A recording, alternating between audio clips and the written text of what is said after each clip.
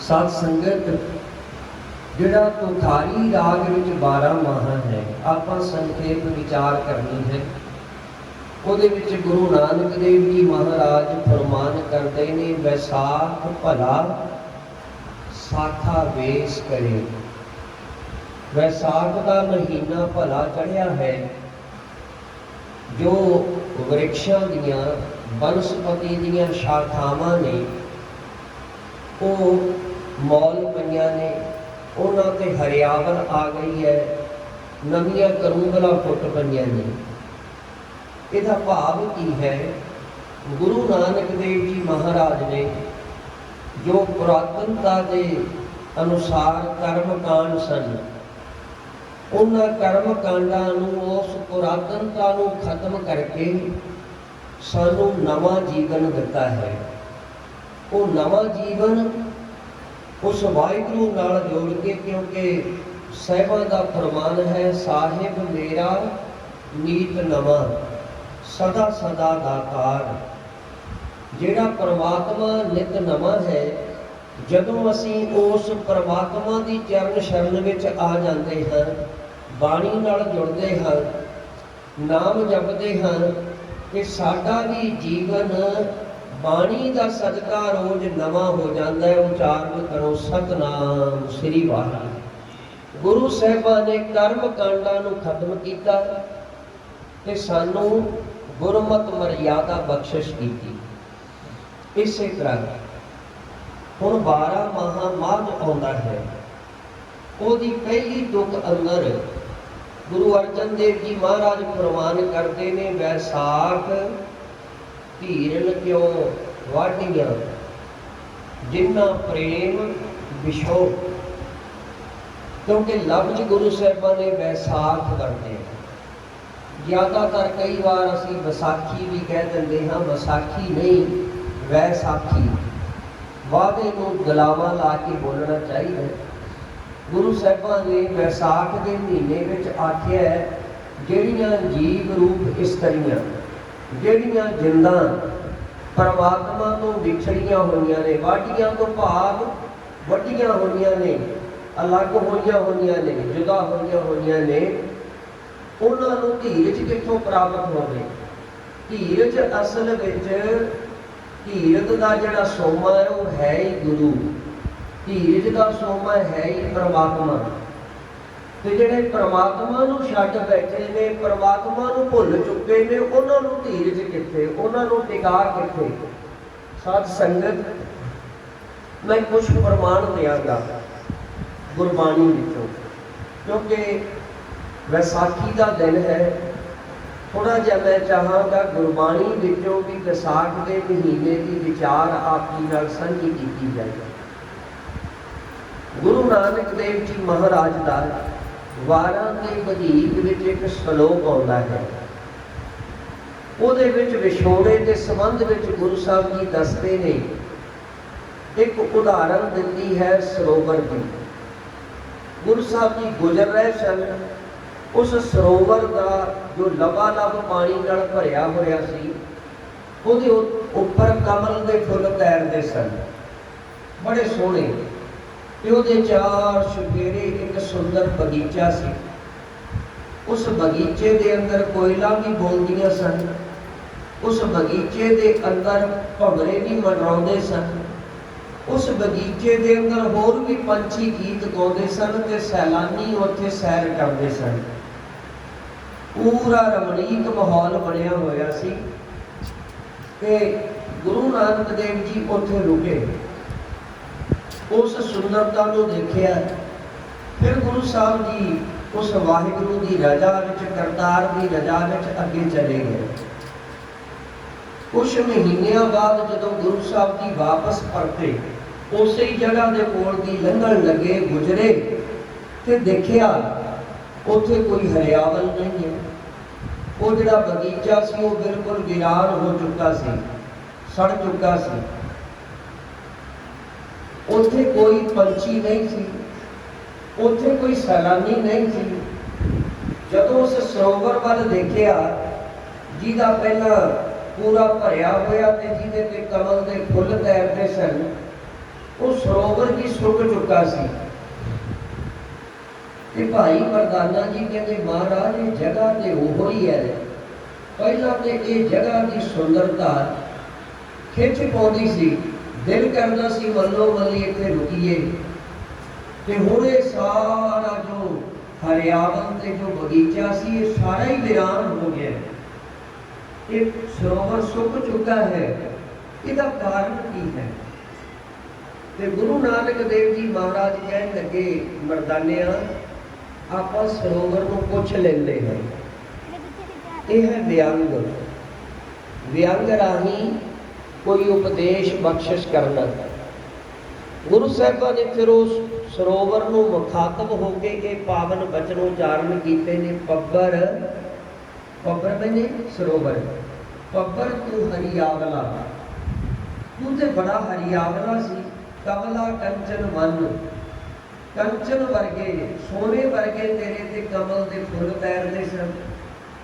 कह दोखड़े सड़ियो हे काली होइया देहुरी, तेनू किस दोख ने जला दिता?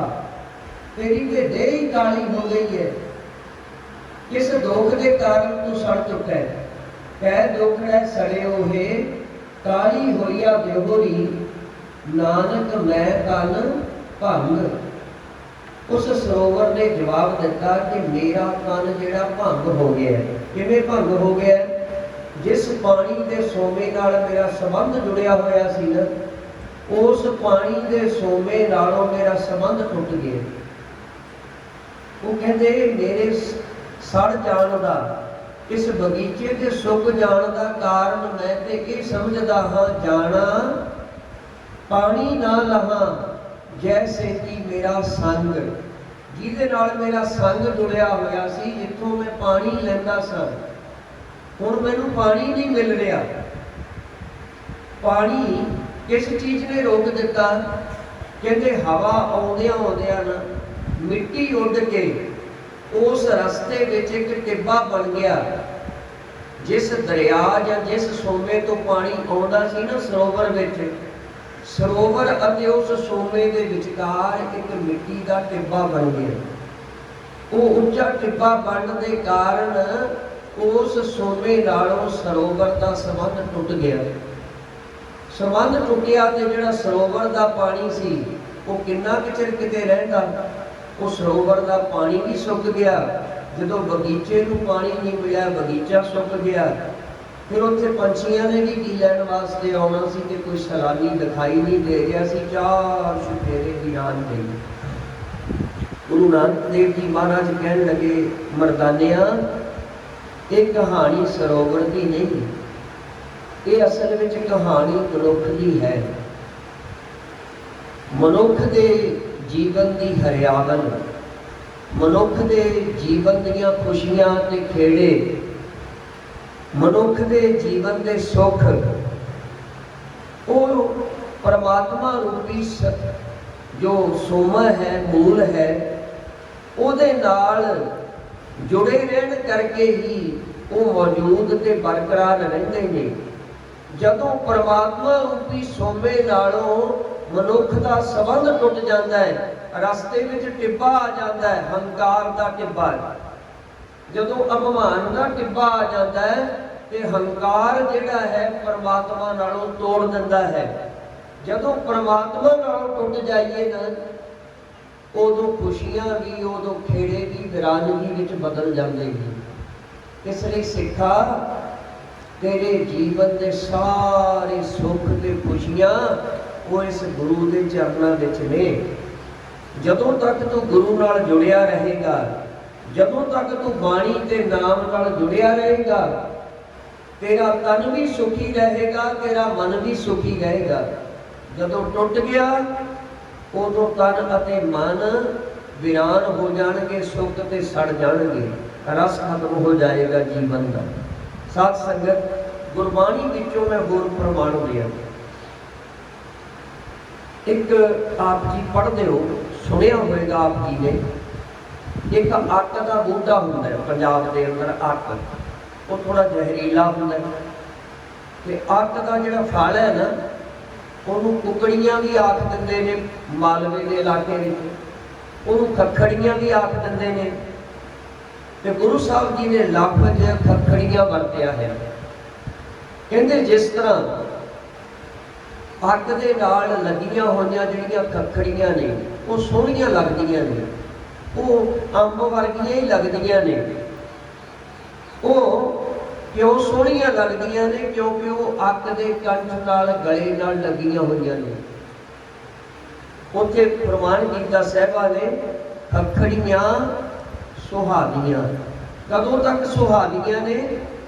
ਜਦੋਂ ਤੱਕ ਉਹ ਅੱਗ ਦੇ ਕੰਠ ਨਾਲ ਗਲੇ ਨਾਲ ਲੱਗੀਆਂ ਹੋਈਆਂ ਨੇ। ਲੱਕੜੀਆਂ ਅੱਗ ਕੰਠ ਬਿਰਹਿ ਵਿਛੋੜਾ ਧਣੀ ਸਿਓ, ਜੇ ਉਹ ਟੁੱਟ ਜਾਣ ਆਪਣੇ ਧਣੀ ਆਪਣੇ ਮਾਲਕ ਨਾਲੋਂ, ਉਹਦਾ ਮਾਲਕ ਕੀ ਹੈ? ਅੱਗ। ਜਦੋਂ ਉਹ ਆਪਣੇ ਮਾਲਕ ਨਾਲੋਂ ਟੁੱਟ ਜਾਂਦੀਆਂ ਨੇ, ਬਿਰਹਿ ਵਿਛੋੜਾ ਧਣੀ ਸਿਓ, ਨਾਨਕ ਸਹਿਸੈ ਗੰਠ। ਸਹਿਸੈ ਮੈਨੇ ਹਜ਼ਾਰਾਂ ਹੀ, ਗੰਠਾਂ ਤੋਂ ਭਾਵ ਹੈ ਤੁੰਗੇ। ਉਹਦੇ ਵਿੱਚ ਇੱਕ ਰੂੰ ਵਰਗੇ ਤੁੰਗੇ ਜੇ ਹੁੰਦੇ ਨੇ ਅੱਗ ਦੀ ਕੁਕੜੀ ਵਿੱਚ, ਤੇ ਜਦੋਂ ਉਹ ਟੁੱਟ ਕੇ ਡਿੱਗ ਪੈਂਦੀ ਹੈ ਉਹ ਸੁੱਕ ਜਾਂਦੀ ਹੈ, ਦੋ ਹਿੱਸਿਆਂ ਵਿੱਚ ਵੰਡੀ ਜਾਂਦੀ ਹੈ। ਤੇ ਦੋ ਹਿੱਸਿਆਂ ਵਿੱਚ ਜਦੋਂ ਵੰਡੀ ਜਾਂਦੀ ਹੈ, ਉਹਦੇ ਵਿੱਚੋਂ ਤੁੰਗੇ ਜਿਹੜੇ ਨੇ ਉਹ ਹਵਾ ਵਿੱਚ ਉੜਦੇ ਫਿਰਦੇ ਨੇ, ਉਹ ਹਜ਼ਾਰਾਂ ਹੀ ਹਿੱਸਿਆਂ ਵਿੱਚ ਖਿੰਡ ਜਾਂਦੀ ਹੈ, ਡਿਵਾਈਡ ਹੋ ਜਾਂਦੀ ਹੈ। ਜਦੋਂ ਤੱਕ ਤੂੰ ਉਸ ਮਾਲਕ ਦੇ ਗਲੇ ਨਾਲ ਲੱਗਿਆ ਰਹੇਗਾ, ਉਦੋਂ ਤੱਕ ਸੰਸਾਰ ਦਾ ਹਰ ਇੱਕ ਪ੍ਰਾਣੀ ਤੈਨੂੰ ਸੋਹਣੀਕ ਤੇ ਸੁੰਦਰ ਜਾਣ ਕੇ ਤੇਰਾ ਸਤਿਕਾਰ ਕਰੇਗਾ। ਲੇਕਿਨ ਜਦੋਂ ਤੂੰ ਉਸ ਮਾਲਕ ਨਾਲੋਂ ਵਿਛੜ ਗਿਆ, ਤੂੰ ਨਾਮ ਨਾਲੋਂ ਟੁੱਟ ਗਿਆ, ਬਾਣੀ ਨਾਲੋਂ ਟੁੱਟ ਗਿਆ, ਉਦੋਂ ਤੇਰਾ ਮਨ ਹਜ਼ਾਰਾਂ ਹੀ ਹਿੱਸਿਆਂ ਵਿੱਚ ਡਿਵਾਈਡ ਹੋ ਜਾਏਗਾ, ਤੇਰੀ ਸੁਰਤ ਖਿੰਡ ਜਾਏਗੀ। ਤੇ ਜਿਹੜੀ ਖਿੰਡੀ ਹੋਈ ਸੁਰਤ ਹੈ ਉਹ ਅਸ਼ਾਂਤੀ ਨੂੰ ਤੇ ਦੁੱਖ ਨੂੰ ਜਨਮ ਦਿੰਦੀ ਹੈ। ਜਿੰਨਾ ਹੀ ਕਿਸੇ ਦਾ ਮਨ ਟਿਕਿਆ ਹੋਇਆ ਹੋਏਗਾ, ਓਨਾ ਹੀ ਮਨ ਸ਼ਾਂਤ ਹੋਏਗਾ, ਓਨਾ ਹੀ ਮਨ ਸਹਿਜ ਵਿੱਚ ਹੋਏਗਾ। ਇਹ ਪ੍ਰਮਾਣ ਮੈਂ ਦੂਸਰਾ ਆਪ ਜੀ ਨੂੰ ਦਿੱਤਾ, ਕਿਉਂਕਿ ਵਿਸਾਖ ਦੇ ਮਹੀਨੇ ਵਿੱਚ ਸਾਹਿਬ ਕਹਿੰਦੇ ਨੇ ਕਿ ਉਹਨਾਂ ਨੂੰ ਧੀਰਜ ਕਿੱਥੇ ਜਿਹੜੀਆਂ ਜੀਵ ਰੂਪ ਇਸਤਰੀਆਂ ਪਰਮਾਤਮਾ ਤੋਂ ਟੁੱਟੀਆਂ ਹੋਈਆਂ ਨੇ, ਵਿਛੜੀਆਂ ਹੋਈਆਂ ਨੇ। ਮੈਂ ਹੋਰ ਪ੍ਰਮਾਣ ਦਿਆਂ, ਕਬੀਰ ਸਾਹਿਬ ਜੀ ਦਾ ਸ਼ਲੋਕ ਹੈ। ਕਬੀਰ ਸਾਹਿਬ ਜੀ ਨੇ ਆਪਣੇ ਸ਼ਲੋਕ ਵਿੱਚ ਇੱਕ ਸ਼ੰਖ ਦੀ ਉਦਾਹਰਨ ਦਿੱਤੀ ਹੈ। ਸ਼ੰਖ ਸਮੁੰਦਰ ਵਿੱਚੋਂ ਨਿਕਲਦਾ ਹੈ, ਸਮੁੰਦਰ ਤੋਂ ਵਿਛੜ ਗਿਆ। ਕਹਿੰਦੇ ਮੰਦਰਾਂ ਦੇ ਵਿੱਚ ਸੁਬਾਹ ਸ਼ੰਖ ਵੱਜਦੇ ਨੇ, ਪੁਰਾਣੇ ਸਮਿਆਂ ਵਿੱਚ ਗੁਰਦੁਆਰਿਆਂ ਵਿੱਚ ਵੀ ਸ਼ੰਖ ਵੱਜਦੇ ਸਨ।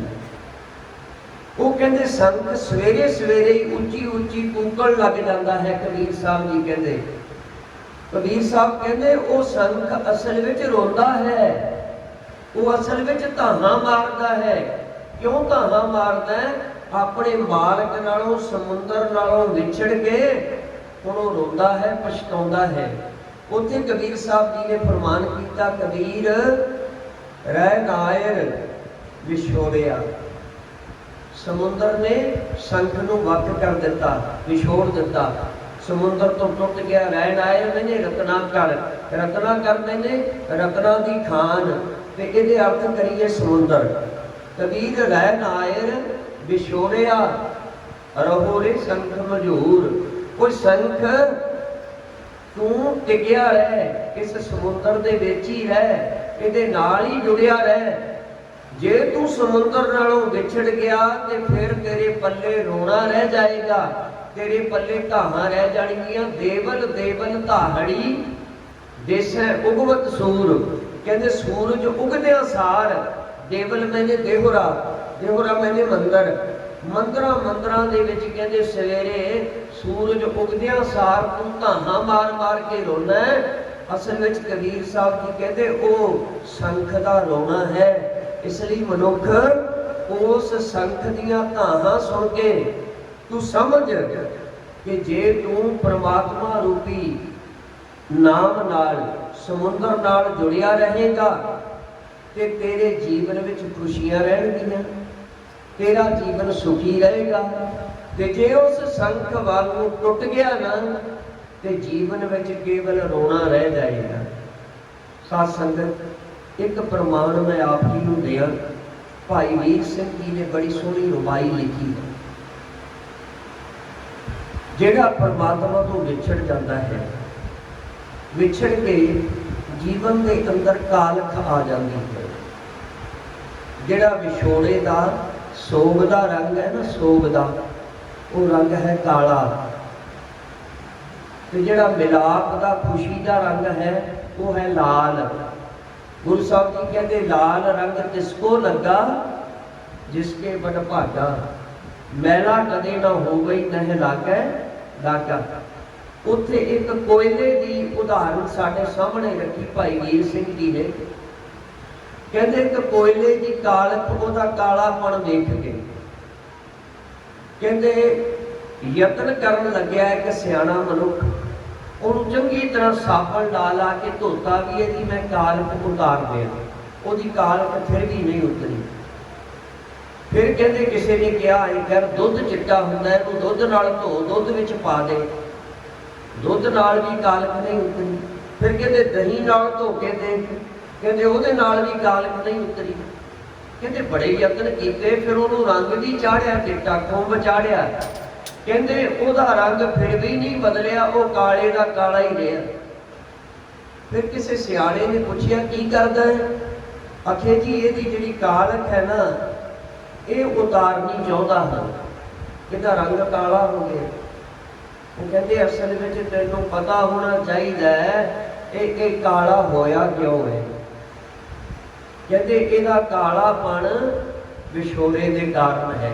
काली कोयल तू कित गुण काली, बाबा शेख फरीद जी कहते भी तू काली है ऐ कोयल, तेरी आवाज़ में बड़ा दर्द है।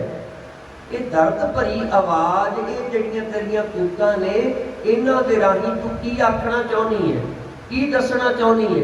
काली कोयल तू कित गुण काली, तू काली क्यों है, आवाज़ में दर्द क्यों है। वो कह लगी अपने प्रीतम कहो बिरह जाली, मैनू मेरे प्रीतम दे बिरहों ने, बिरहों कहते विछोड़े का दुख, मैनू उस बिरहों ने जला के काला कर दिता है। साध संगत मैं बेनती करा, उत्थे भाई वीर सिंह जी ने ये रुबाई लिखी है, ध्यान नाल सुनना। साबण लाला धोता कोला, दुध दही विच पाया, खुंब चाड़ रंगण भी धरिया, पर रंग ना इस बटाया। सियाणे ने कहा विछड़ के कालख सी आई, कहते जिहड़ी कालख सी उहदा कारण है विछोड़ा। विछड़ के कालख सी आई जो बिन मिलिया नहीं लैंदी, कहते वो मिलाप तो बिना कालख नहीं उतरेगी, चाहे जिहड़ी चीज नाल मर्जी धो ले। कालख का कारण है विछोड़ा। विछड़ के कालख सी आई जो बिन मिलिया नहीं लैंदी, अंग अट दे ला के देखो चढ़दा रूप सवाया।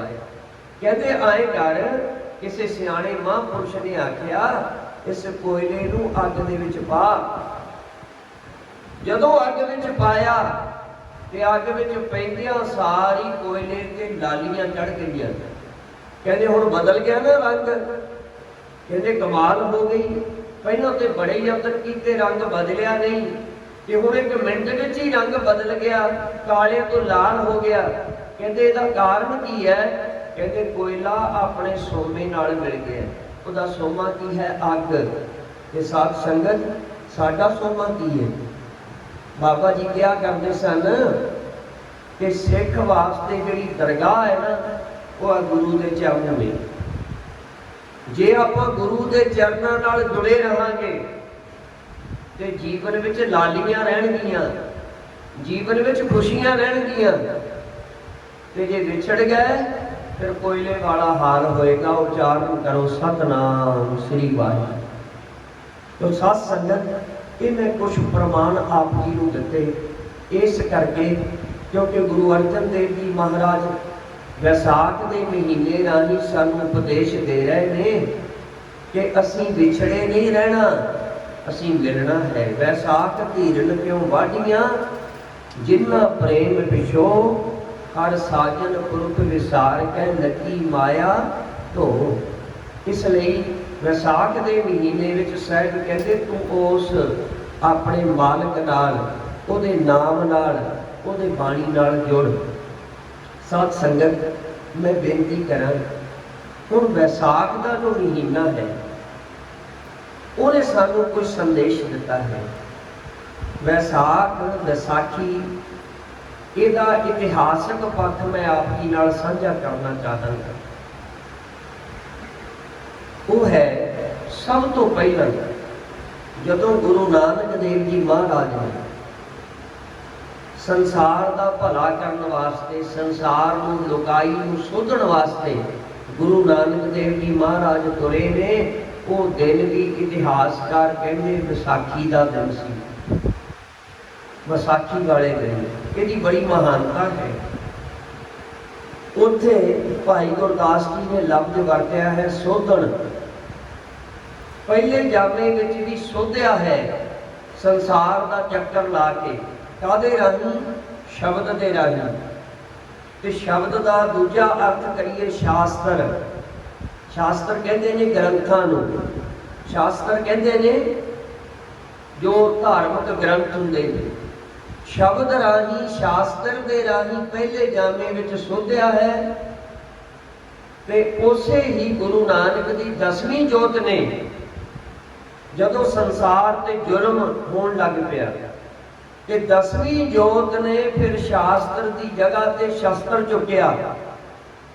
ਇਸ ਵਿਸਾਖੀ ਵਾਲੇ ਦਿਨ ਸੰਸਾਰ ਦੇ ਜ਼ੁਲਮ ਦਾ ਮੁਕਾਬਲਾ ਸ਼ਾਸਤਰ ਨਾਲ ਹੀ ਨਹੀਂ, ਸਗੋਂ ਨਾਲ ਸ਼ਸਤਰ ਵੀ ਹੱਥ ਵਿੱਚ ਪਕੜ ਲਿਆ ਤੇ ਸ਼ਸਤਰ ਲੈ ਕੇ ਪਰਨ ਕੀਤਾ ਸੰਸਾਰ ਨੂੰ ਸੋਧਣ ਦਾ। ਭਾਈ ਸਾਹਿਬ ਜੀ ਨੇ ਉੱਥੇ ਲਫ਼ਜ਼ ਵਰਤੇ ਨੇ, ਪਹਿਲਾਂ ਬਾਬੇ ਪਾਇਆ ਬਖਸ਼ਦਾਰ। ਗੁਰੂ ਨਾਨਕ ਦੇਵ ਜੀ ਮਹਾਰਾਜ ਨੇ ਪਹਿਲਾਂ ਉਸ ਪ੍ਰਮਾਤਮਾ ਦੇ ਦਰ ਤੋਂ ਬਖਸ਼ਿਸ਼ ਪ੍ਰਾਪਤ ਕੀਤੀ। ਪਹਿਲਾਂ ਬਾਬੇ ਪਾਇਆ ਬਖਸ਼ਦਾਰ, ਪਿੱਛੋਂ ਦੇ ਫਿਰ ਘਾਲ ਕਮਾਈ। ਰੇਤ ਅੱਗ ਆਹਾਰ ਕਰ, ਰੋੜਾਂ ਦੀ ਗੁਰ ਕਰੀ ਵਿਛਾਈ। ਭਾਰੀ ਕਰੀ ਤਪੱਸਿਆ, ਵੱਡੇ ਭਾਗ ਹਰਸਿਓ ਬਣ ਆਈ। ਬਾਬਾ ਪਹਿਦਾ ਸੱਚਖੰਡ, ਨੌਨਿਤ ਨਾਮ ਗਰੀਬੀ ਪਾਈ। ਬਾਬਾ ਗੁਰੂ ਨਾਨਕ ਦੇਵ ਜੀ ਮਹਾਰਾਜ ਸੱਚਖੰਡ ਦੇ ਵਿੱਚ ਪਹਿਦਾ ਤੋਂ ਭਾਵ ਹੈ ਪਹਿਨਾਏ ਗਏ। ਪਹਿਨਾਏ ਗਏ ਦਾ ਮਤਲਬ ਹੈ ਸਨਮਾਨਿਤ ਕੀਤੇ ਗਏ, ਸਰੋਪਾਉ ਦਿੱਤਾ ਗਿਆ। ਕਿਹੜੀਆਂ ਚੀਜ਼ਾਂ ਦਿੱਤੀਆਂ? ਇੱਕ ਕਹਿੰਦੇ 9 ਨਿਧ, ਭਾਵ ਜਿਹਦੇ ਵਿੱਚ 9 ਦੇ 9 ਖਜ਼ਾਨੇ ਨੇ। ਉਹ ਕੀ ਹੈ? ਪ੍ਰਮਾਤਮਾ ਦਾ ਨਾਮ, ਸਤਨਾਮ ਸ੍ਰੀ ਵਾਹਿਗੁਰੂ। 9 ਨਿਧ ਨਾਮ। ਤੇ ਦੂਜੀ ਗਰੀਬੀ ਪਾਈ। ਕਹਿੰਦੇ ਸੱਚਖੰਡ ਵਿੱਚ ਉਹ ਕਿਹੜੀ ਵਸਤੂ ਪਾਈ ਉਹਨਾਂ ਨੇ ਪ੍ਰਾਪਤ ਕੀਤੀ? ਇੱਕ ਤੇ ਨਾਮ ਤੇ ਇੱਕ ਗਰੀਬੀ। ਦੋ ਚੀਜ਼ਾਂ ਗੁਰੂ ਨਾਨਕ ਸਾਹਿਬ ਜੀ ਸੱਚਖੰਡ ਵਿੱਚੋਂ ਲੈ ਕੇ ਆਏ। ਬਾਬਾ ਪਹਿਦਾ ਸੱਚਖੰਡ, ਨੌਨਿਤ ਨਾਮ ਗਰੀਬੀ ਪਾਈ। ਫਿਰ ਕਹਿੰਦੇ ਬਾਬਾ ਵੇਖਿਆ ਧਿਆਨ ਧਰ। ਭਾਈ ਗੁਰਦਾਸ ਜੀ ਕਹਿੰਦੇ ਜਦੋਂ ਬਾਬੇ ਨੇ ਧਿਆਨ ਧਰ ਕੇ ਸੁਰਤ ਟਿਕਾ ਕੇ ਦੇਖਿਆ ਸੰਸਾਰ ਨੂੰ, ਬਾਬਾ ਦੇਖਿਆ ਧਿਆਨ ਧਰ, ਜਲਦੀ ਸਭ ਪ੍ਰਿਥਵੀ ਦਿਸ ਆਈ। ਸਾਰੀ ਧਰਤੀ ਜਲਦੀ ਹੋਈ ਦਿਖਾਈ ਦਿੱਤੀ। ਕਾਹਦੇ ਵਿੱਚ ਜਲਦੀ ਹੋਈ? ਇੱਕ ਤੇ ਆਗਿਆ ਹੈ ਨਾ ਜੋ ਸਾਨੂੰ ਦਿਖਾਈ ਦਿੰਦੀ ਹੈ, ਉਹ ਵੀ ਜਲਾ ਦਿੰਦੀ ਹੈ। ਲੇਕਿਨ ਇੱਕ ਆਗਿਆ ਜਿਹੜੀ ਦਿਸਦੀ ਨਹੀਂ, ਉਹਦੇ ਵਿੱਚ ਸਾਰਾ ਸੰਸਾਰ ਜਲੀ ਜਾ ਰਿਹਾ ਹੈ। ਜਿਹੜੇ ਜਲਦੇ ਨੇ ਨਾ, ਉਹਨਾਂ ਨੂੰ ਵੀ ਪਤਾ ਨਹੀਂ ਕਿ ਸਾਨੂੰ ਕੋਈ ਅੱਗ ਜਲਾਈ ਜਾ ਰਹੀ ਹੈ। ਉੱਥੇ ਬਚਨ ਨੇ, ਕਿਜ ਨਾ ਬੁਝੈ ਕਿਜ ਨਾ ਸੁਝੈ, ਦੁਨੀਆ ਬੁਝੀ ਭਾਹੇ। ਬੁਝੀ ਮੈਨੇ ਜਿਹੜੀ ਦਿਸਦੀ ਨਾ ਹੋਵੇ, ਸੀਕ੍ਰੇਟ। ਦੁਨੀਆ ਬੁਝੀ ਭਾਹੇ, ਭਾਹੇ ਮੈਨੇ ਅੱਗ। ਦੁਨੀਆ ਕਿਸੇ ਬੁਝੀ ਅੱਗ ਵਿੱਚ ਜਲੀ ਜਾ ਰਹੀ ਹੈ। ਨਾ ਕਿਸੇ ਨੂੰ ਕੁਝ ਸੁਝਦਾ ਹੈ ਨਾ ਬੁਝਦਾ ਹੈ, ਕੋਈ ਦਿਸਦਾ ਭਾਲਦਾ ਨਹੀਂ। ਕਿਜ ਨਾ ਬੁਝੈ ਕਿਜ ਨਾ ਸੁਝੈ, ਦੁਨੀਆ ਬੁਝੀ ਭਾਹੇ। ਸਾਈਂ ਮੇਰਾ ਚੰਗਾ ਕੀਤਾ, ਨਹੀਂ ਤਾਂ ਹਮ ਵੀ ਦੱਜਾਂ ਆਏ। ਬਾਬਾ ਫਰੀਦ ਜੀ ਕਹਿੰਦੇ ਮੇਰੇ ਮਾਲਕ ਨੇ ਚੰਗਾ ਕੀਤਾ, ਮੈਨੂੰ ਆਪਣੀ ਬੰਦਗੀ ਦੇ ਦਿੱਤੀ। ਬੰਦਗੀ ਸੀਤਲ ਹੈ, ਇਹ ਸ਼ਾਂਤ ਕਰਦੀ ਹੈ। ਅੰਮ੍ਰਿਤ ਬਾਣੀ ਹਰ ਹਰ ਤੇਰੀ, ਸੁਣ ਸੁਣ ਹੋਵੇ ਪਰਮਗਤ ਮੇਰੀ। ਜਲਨ ਬੁਝੀ शीतल होए मनुआ सतगुर का दर्शन पाए जी। नाम नाल बाणी नाल अंदर दी अग बुझदी है ते अंदर शीतल हुंदा है। मैं बेनती करा एक थां ते होर प्रमाण है, बुझी भाहे जलै संसारा। कहते बुझी अग विच संसार जल रहा है। बुझी भाहे जलै संसारा भगत ना व्यापै माया। कहते ये जिहड़ी माया है ना वो भगतां नूं नहीं व्यापदी। कि गुरु नानक देव जी महाराज ने ध्यान करके देखिया सारा संसार विकारां दी अग विच जलदा होया दिखाई दिता। तुसी भी अपने आस पास महसूस करते हो कलयुग का एडा प्रभाव है कि विकारां दी अग विच संसार दे लोग जली जा रहे हैं। सत संगत उत्थे फरमान किया भाई साहब जी ने, बाबा देखा ध्यान कर जलती सब पृथ्वी दिस आई, बाजो गुरु गुबार है।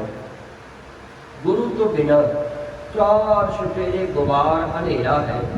बाजो गुरु गुबार है। उदों हनेरा नहीं सी, गुरु तो बिना जीवन में अज भी हनेरा ही रहिंदा है। गुरु बिन घोर अंधार, गुरु बिन समझ ना आवे, गुरु बिन सुरत न सिद्ध, गुरु बिन मुक्त न पावे। गुर कर सच विचार गुरु कर रही मन मेरे, गुर कर शब्द सुन अगन कटै सब तेरी। गुर नायण बैन गुर गुर करो, गुरु सत कम नानक है। जिन गुरु न देखियो नहो कियो, ते अज्ञात संसार में। जिन्हां ने गुरु ही धारण नहीं किया उन्हां दा संसार ते आउणा ही व्यर्थ है। कोई फायदा नहीं संसार ते आया। साध संगत भाई साहब जी कहते बाजो गुरु गुबार है कर दी सुनी लुकाई। फिर कहते बाबे भेख बनाया, बाबे भेख बनाया, उदासी की रीत चलाई। उदासियां वाला भेख धारण कर लिया। ते उत्थे अखीर ते भाई साहब जी कहते चढ़िया सोधन धरत लगाई। धरत ते लुकाई नूं सोधन वास्ते बाबा चल पिया। उदों गुरु नानक देव जी महाराज ने सोधिया भाई मरदाने ते बाले नूं नाल लैके रबाब दे राही, कीर्तन दे राही, हरी जस दे राही सोधिया। ओते सन शास्त्र, ओते सी शब्द। लेकिन 10वीं जोत ने इसे विसाखी वाले दिन परण किया हथ विच तलवार लैके। उन्होंने भी संसार नूं सोधिया, उन्होंने भी सोधिया। उन्होंने शास्त्र राही ते गुरु गोबिंद सिंह जी महाराज ने शास्त्र राही। शस्त्र मैंने हथियार, उन्होंने शास्त्र पकड़िया। तो साध संगत इस दिन भी विसाखी वाला दिन सी। फिर जदों गुरु साहब जी हरिद्वार गए ने, हरिद्वार जाके गुरु साहबा ने भरम जाल तोड़िया है। उत्थे गंगा दे विच खड़े होके लोग पानी दे रहे सन, चढ़ते पासे नूं पानी उछाल रहे सन। तो गुरु नानक देव जी महाराज ने पानी लहंदे पासे वल नूं देना शुरू कर दिता। उन्होंने वेख के न उन्होंने लगे तो कोई मूर्ख है। तो कुछ जाने आ गए, पूछया ये की करते हो? गुरु नानक देव जी महाराज कहन लगे मैं तो तुहानू देख के ही करन लगे हैं। कहते पंजाब के अंदर ना तलवंडी विच साडी खेती बीजी हुई है ते उस खेती नूं पानी दे रहे हैं। वो कहने लगे असीं ते समझदे ही सां। देखो कई बार बंदा मूर्ख दूजे नूं समझदा है कि वो मूर्ख है, उनका खुद मूर्ख है, वो सन ते आप मूर्ख। वो कहने लगे लो ये देखो हुण ते प्रूफ ही हो गया। कहते भी कित्थे पंजाब दे अंदर तुहाडी खेती ते इत्थों पानी दे रहे हो, पानी पहुंच जाएगा। गुरु नानक देव जी महाराज कहने लगे तुसी पानी कित्थे दे रहे हो? असीं ते कहते पितर लोक विच सूरज लोक ते साडे पितर बैठे ने। पितर होंदे ने जिहड़े वड्डे वडेरे मर चुके ने, असीं पानी उन्हां नूं दे रहे हैं। कि गुरु नानक देव जी महाराज कहन लगे पंजाब से इतों कुछ सैकड़े मीलों की दूरी है। ननकाना साहब जी हरिद्वार तो देखिए कितनी दूर है। कोई 200-300 किलोमीटर 400 होएगा, इन्ना की होएगा ना 500 होएगा वध तो वध। तो गुरु साहब जी कहते मेरी खेती ते सैकड़े मीलों की दूरी ते है कि आ जिहड़ा सूरज लोक ते तुसी पानी पहुँचाने की कोशिश करते हो, तो करोड़ों मीलों की दूरी है। जे करोड़ों मीलों की दूरी ते तुहाडा पानी पहुँच जाएगा तुहाडे पितरां तक, फिर साडा पानी किवें नहीं पहुँचेगा। बस जदों गुरु साहबां ने वचन कीते ना ते उन्हां दे सिर झुक गए। गुरु नानक देव जी महाराज के शब्द दे अगे दुनिया की कोई ताकत ऐसी नहीं जिहड़ी झुकी ना होवे। जिथे भी गुरु साहब जी गए उत्थे सिंह की तरह, शेर की तरह, भाई साहब जी कहते सिंह बुके मिर्गावली भन्नी जाए ना धीर धरोआ। कहते जो शेर गरजदा है ना तो जंगल की जिहड़ी मिर्गावली है, पशु पंछी है, वो दौड़ते ने, भजते ने, अपना तपड़ी मच जाती है। गुरु नानक देव जी महाराज भी जिथे जाके गरजे ने ना, उन्हां दे वचन शेर की गर्ज नालों घट नहीं सन। ते उन्हां दे अगे भी लुकाई नूं हाथ जोड़ के झुकना पिया ते मनना पिया उन्हां नूं कि असीं गलत हां। कबीर साहब जी का शब्द भी आउंदा, आप जी ने सुनिया होगा, जीवत पितर न माने को, कि बंदा जिउंदे माँ बाप की सेवा तो करता नहीं, जिउंदे जिहड़े पितर ने उन्होंने नहीं सियाणदा, उन्होंने रोटी नहीं पुछदा। जीवत पितर न माने को मूए श्राद्ध कराई, ते उन्हां दे मरण तो बाद श्राद्ध करता फिरदा, मूए श्राद्ध कराई। फिर कहते ने पितर भी बपरे कहो क्यों पावे। पितर भी बेचारे जिहड़ा श्राद्ध करदा है ना, वो श्राद्ध विच जो कुछ उन्हें दिता हुंदा ना, प्रशादा पानी, वो पितर थोड़ी खांदे ने। कबीर साहब जी नूं पुछया फिर जी कौन खांदा है? कहंदे कौआ कुकर खाही, कहंदे कां ते कुत्ते खा जांदे ने, पितर बेचारे उदां ही भुखे रह जांदे ने। व्यंग कीता है कि जिहड़ा इत्थे पखंड है, पखंड नूं गुरबाणी के राही भरम जाल तोड़े।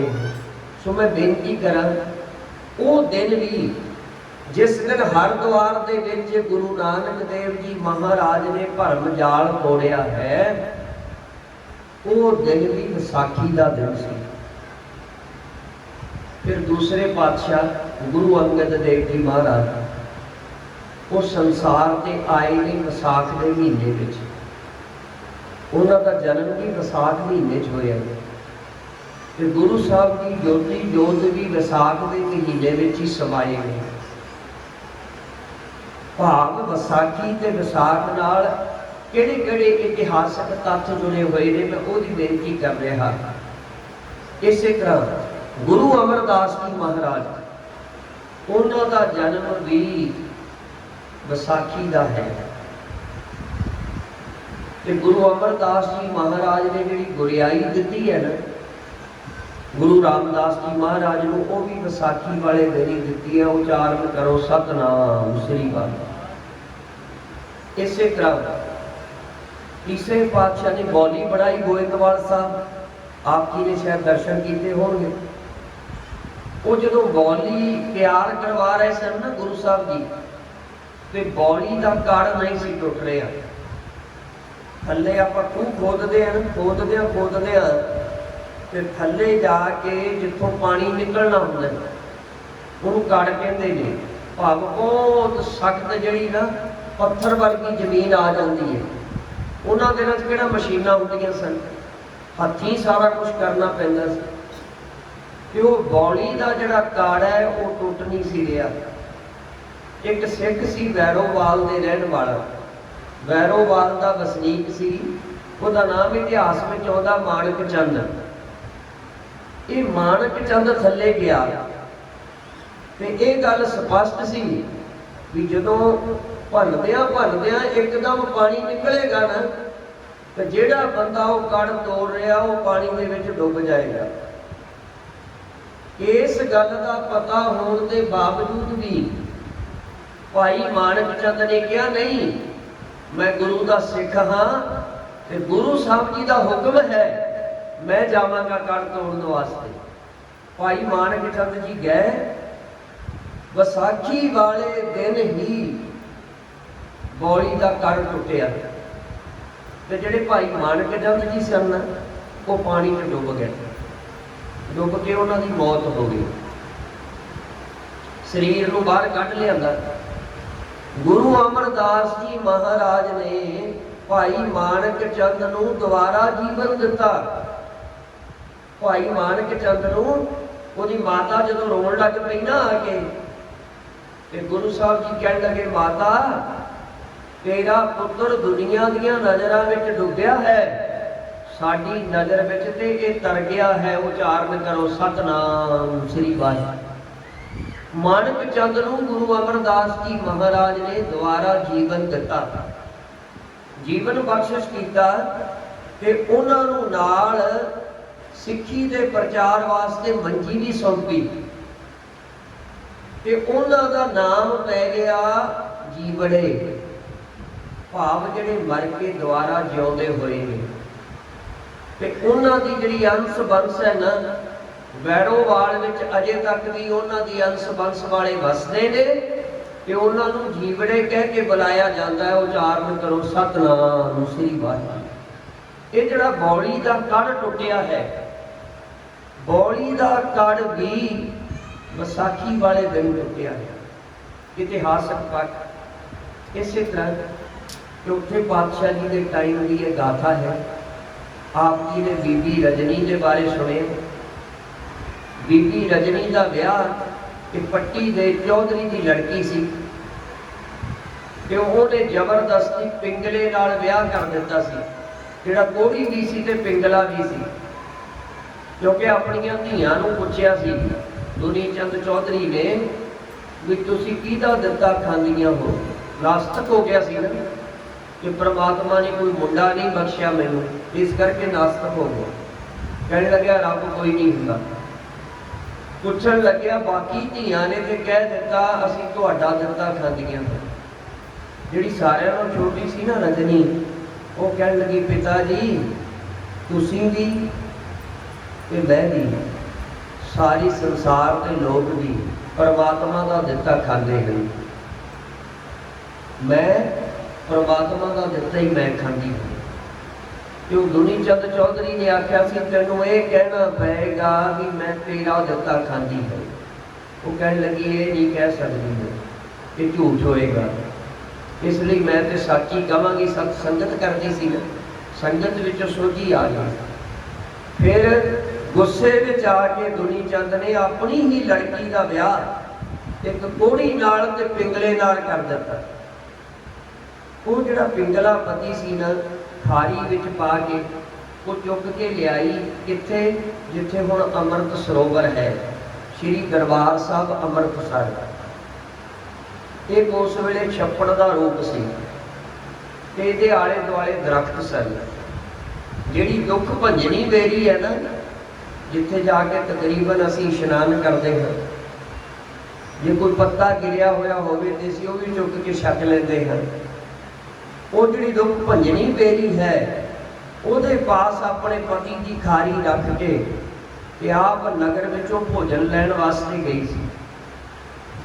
ते वो अखीर रुड़ के उहने की कौतक देखिया कि काले गां आउंदे ने, जदों इस जल विच चुब्भी मारदे ने ना, वो चिट्टे होके उठ जाते हैं। अमृतसर सतगुर सतवादी जित नहाते कौआ हंस होवे, हंस वर्गे हो जाते सन। नानक धन धन वड्डे वडभागी जिन गुरमत नाम रिंदै मल तो है। साध संगत इस कौतुक नूं वेख के उन्हें कहा भी ये जिहड़ा पानी है ना, ये जिहड़ा जल है, ये आम नहीं, ये कोई विशेष है।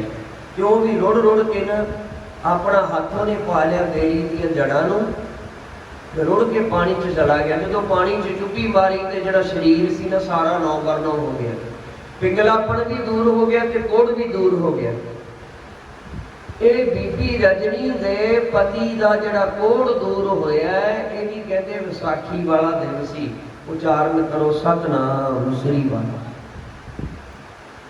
इस तरह गुरु अर्जन देव जी महाराज ਉਹਨਾਂ ਦੀ ਆਮਦ ਸ੍ਰੀ ਗੋਇੰਦਵਾਲ ਸਾਹਿਬ ਉਹ ਵੀ ਵਿਸਾਖ ਦੇ ਮਹੀਨੇ ਵਿੱਚ ਹੋਈ ਹੈ। ਭਾਵ ਉਹਨਾਂ ਦਾ ਪ੍ਰਕਾਸ਼ ਵੀ ਉਹ ਵਿਸਾਖ ਦੇ ਮਹੀਨੇ ਵਿੱਚ ਗੋਇੰਦਵਾਲ ਸਾਹਿਬ ਹੋਇਆ ਹੈ। ਇਸੇ ਤਰ੍ਹਾਂ ਅੱਗੇ ਚਲੀਏ, ਸ੍ਰੀ ਗੁਰੂ ਹਰਕ੍ਰਿਸ਼ਨ ਸਾਹਿਬ ਸੱਚੇ ਪਾਤਸ਼ਾਹ ਜੀ, ਆਪ ਜੀ ਨੂੰ ਪਤਾ ਹੈ ਨਾ, ਉਹਨਾਂ ਨੇ ਦਿੱਲੀ ਦੇ ਅੰਦਰ ਆਪਣਾ 5 ਭੌਤਿਕ ਸਰੀਰ ਤਿਆਗਿਆ ਗੁਰੂ ਹਰਕ੍ਰਿਸ਼ਨ ਸਾਹਿਬ ਜੀ ਨੇ ਬਾਲ ਅਵਸਥਾ ਵਿੱਚ ਹੀ। ਤੇ ਨਾਲ ਹੀ ਜਦੋਂ ਭਾਈ ਦਰਗਾਹ ਮੱਲ ਜੀ ਜਿਹੜੇ ਗੁਰੂ ਕੇ ਦੀਵਾਨ ਸਨ, ਉਹਨਾਂ ਨੂੰ ਹੁਕਮ ਕੀਤਾ ਗੁਰਿਆਈ ਦਾ ਸਮਾਨ ਲੈ ਕੇ ਆਓ।